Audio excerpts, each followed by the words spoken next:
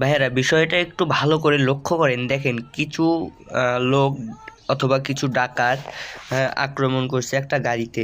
তা আমাদের হলো একজন প্রিয় ভাই আইয়ুব আনসার অথবা নাম, তার পেজ থেকে আমি এই ভিডিওটা আপলোড করছি। আচ্ছা যাই হোক, আপনাদেরকে যে বিষয়টা বুঝাবো, দেখেন প্রকাশ্যে অনেক গাড়ি কিন্তু দাঁড় হয়ে আছে, সেখানে কিন্তু কিছু ডাকাত আক্রমণ করছে একটা গাড়িতে। একটু পর আপনাদেরকে ভালোভাবে দেখাচ্ছে তিনি।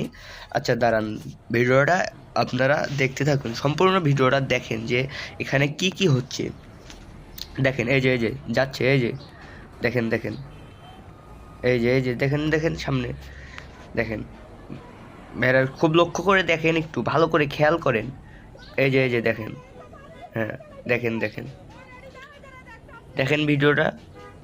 আমি আপনাদেরকে যেটা বুঝাবো যে এটা বাংলাদেশ ভাই, যে আপনার সামনে যদি কাউকে মেরে ফেলানো হয়, তাও কিন্তু আপনি মুখ খুলে, হ্যাঁ জবান খুলে যে কথা বলবেন, সেই রকম কিন্তু আপনার সাহস নাই।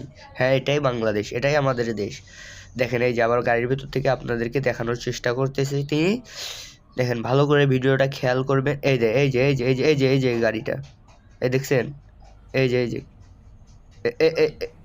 এই যে দেখেন দেখেন দেখেন দেখেন বিষয়টা দেখেন।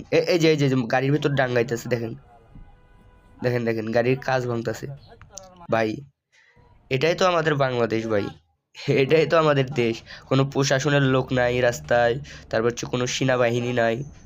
প্রকাশ্যে দেখেন কতগুলো গাড়ি দাঁড় হয়ে আছে, ওখান থেকে এই গাড়িটাকে আক্রমণ করতেছে। মানে ওখানে একটা হট্টগোল শুরু হয়ে গেছে।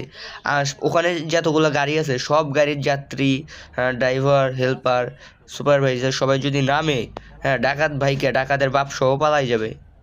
কিন্তু দেখেন যে এখানে কেউ বাধা দেওয়ার মতো কেউ নাই। ভাই এটাই বাংলাদেশ ভাই, এটাই।